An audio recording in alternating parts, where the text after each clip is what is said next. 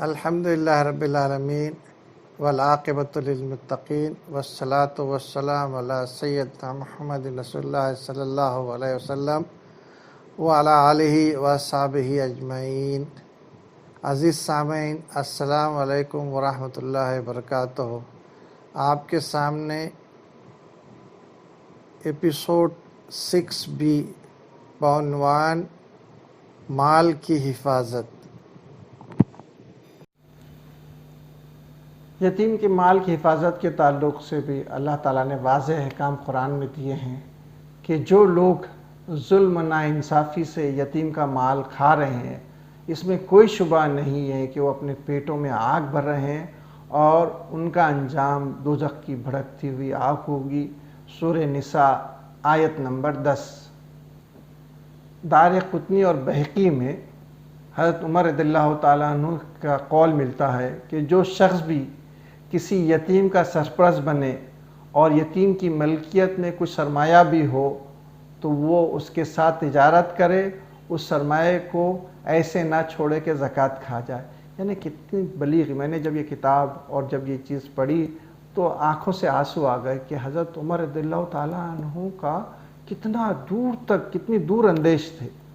وہ یہ کہ اگر آج کے دور میں بھی ہم دیکھیں، اگر یتیم کا مال فرض کیجئے 1,00,000 روپے ہے اور یتیم آج جو ہے وہ اس کی عمر 1 سال یا 2 سال ہے، آپ سوچئے 10 سال بعد اس کا مال زیرو ہو کے رہ جائے گا۔ کیوں کہ جو ہے انفلیشن اس کو ختم کر دے گا۔ 10% انفلیشن ہر سال بڑھتا ہے اور پھر 2.5% اس کی زکوٰۃ دینی ہوگی، تو ایسے اس کا مال جو ہے ختم ہو جائے گا۔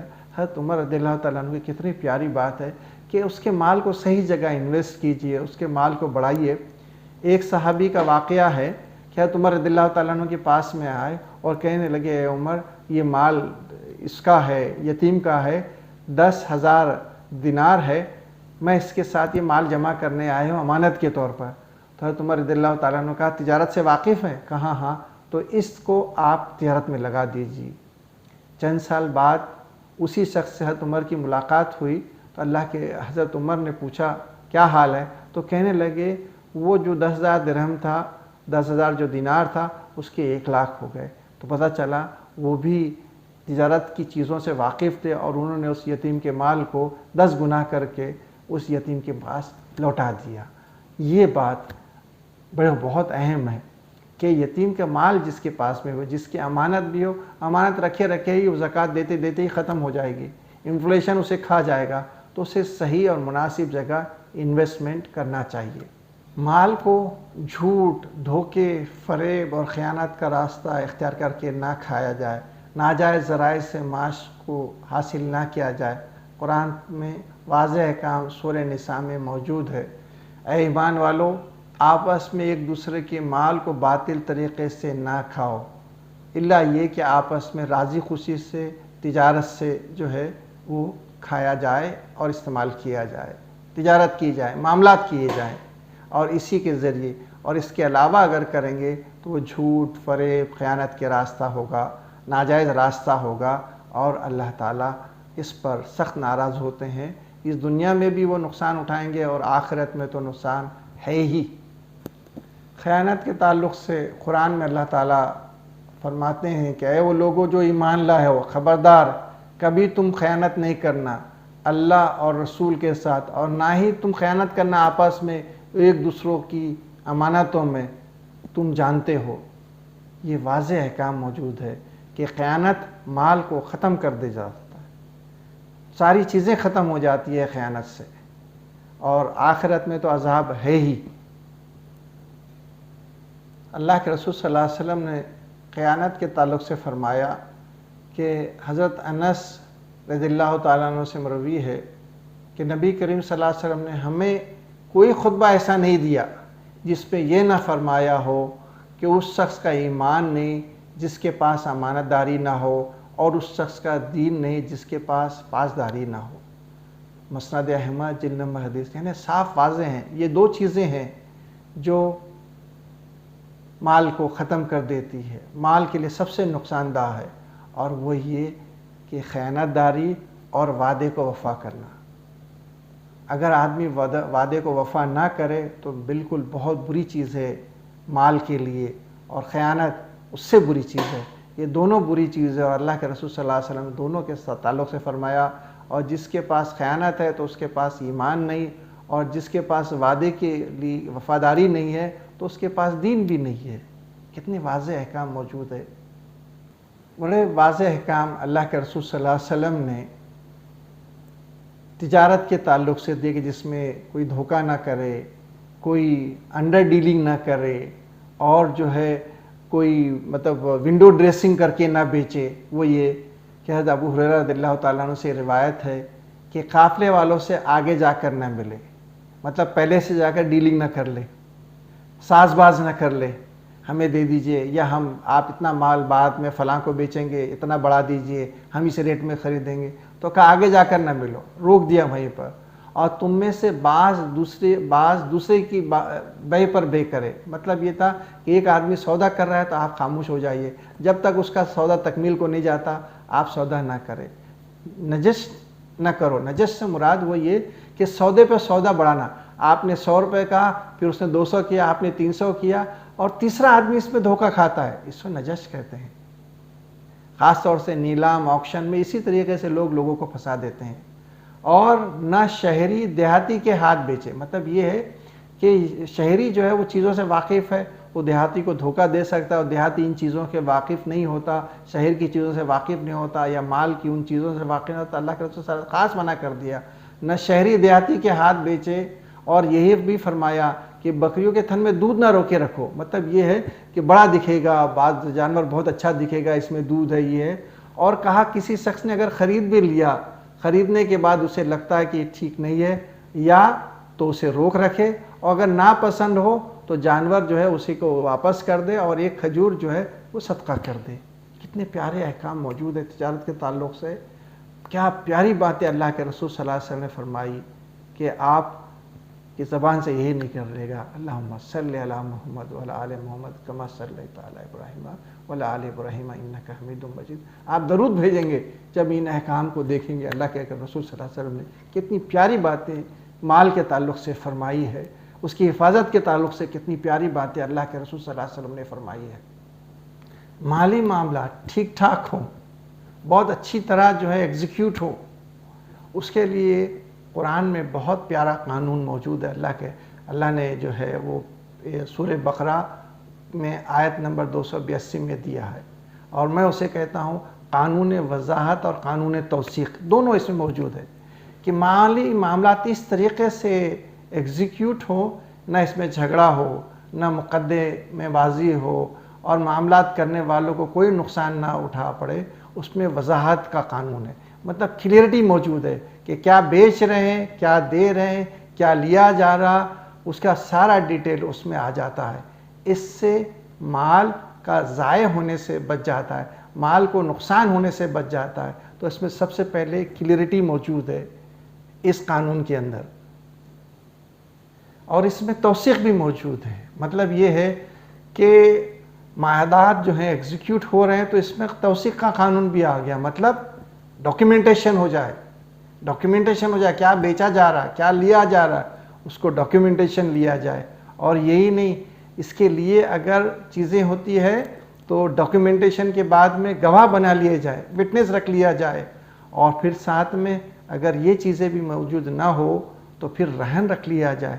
تو پتہ چلا سورہ بقرہ تجارت کے تعلق سے کتنے پیارے احکام اللہ نے دیے ہیں کہ اس میں ایک وضاحت کلیئرٹی ہے, دوسرا اس میں ڈاکیومنٹیشن ہے, اور تیسرا اس میں وٹنس ہے, اور چوتھا اس میں مورگیج ہے.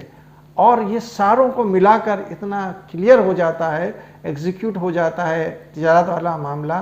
مال کی حفاظت کے تعلق سے اتنے پیارے احکام اس آیت میں موجود ہے جس کی مثال نہیں ملتی. وضاحت اور کلیئرٹی کے قانون پر اللہ کے رسول صلی اللہ علیہ وسلم کا عمل دیکھیے تو ترمذی شریف میں موجود ہے کہ اللہ کے رسول صلی اللہ علیہ وسلم نے حضرت عدہ بن خالد کو ایک لونڈی یا ایک غلام بیچا, اور اس پہ لکھوایا کہ جس میں نہ بیماری ہے نہ اس میں دھوکہ ہے, اور یہ مسلمان کی طرف سے بیع ہے مسلمان کے لیے, اور صاف واضح لکھا ہوا, اور اس پہ اللہ کے رسول صلی اللہ علیہ وسلم کی سیل اور دستخط ہے. اور وہ حضرت عدہ بن خالد وہ دوسرے صحابہ کو بتاتے رہے، یہاں تک کہ حدیث میں موجود ہے کہ اس خط کو حضرت امیر معاویہ رضی اللہ تعالیٰ نے منگوایا کہ آپ مجھے دکھائیے وہ۔ اسلامی شریعت جو ہے وہ عدل کا منبع ہے، مصدر ہے، اور اموال میں، مال میں عدل سے مراد کیا ہے؟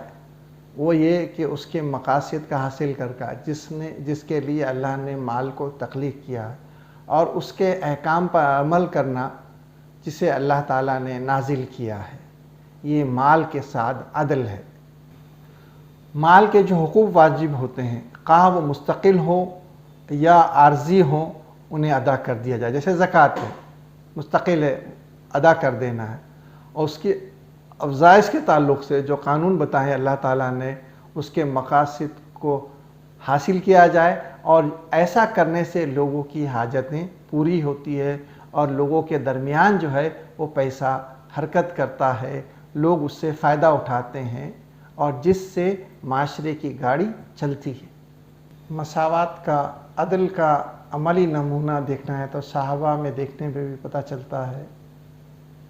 بخاری شریف میں حدیث نمبر 2486 میں درج ہے، حضرت ابو موسیٰ اشعری رضی اللہ تعالیٰ عنہ سے روایت ہے کہ انہوں نے کہا کہ نبی کریم صلی اللہ علیہ وسلم نے فرمایا، جب اشعری لوگ جہاد میں محتاج ہوتے ہیں یا مدینہ میں ان کے بال بچوں کے پاس کھانا کم رہ جاتا ہے، تو سب لوگ اپنا اپنا موجودہ سامان ملا کر کپڑے میں اکٹھا کر لیتے ہیں، اور پھر آپس میں ایک پیمانے سے برابر تقسیم کر لیتے ہیں۔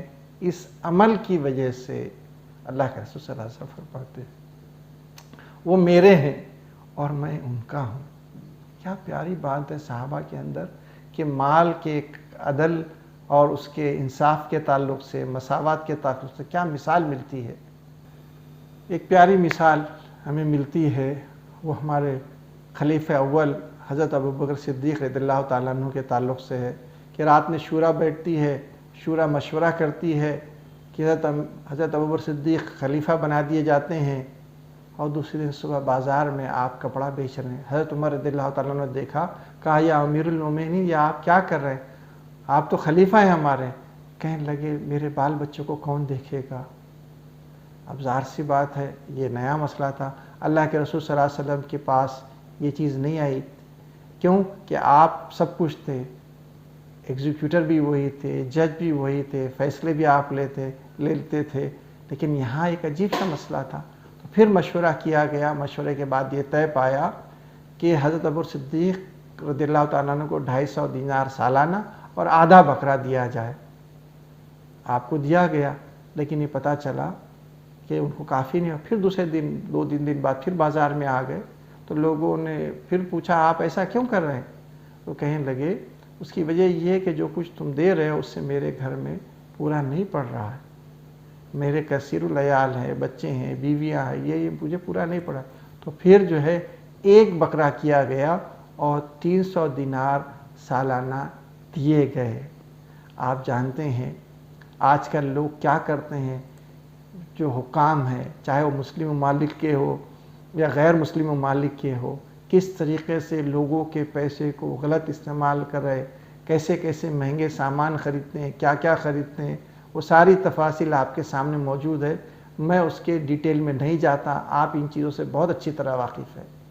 اور ایک اسلامی ریاست کا یہ ہے، کتنا یہ ہے کہ وہ آپ لوگوں کے مشورے، یعنی لوگ طے کرتے ہیں، شورا طے کرتی ہے، عوام طے کرتی ہے کہ ہمارے خلیفہ کا خرچ کیا ہوگا، اس کو کتنے پیسے دیے جائیں گے۔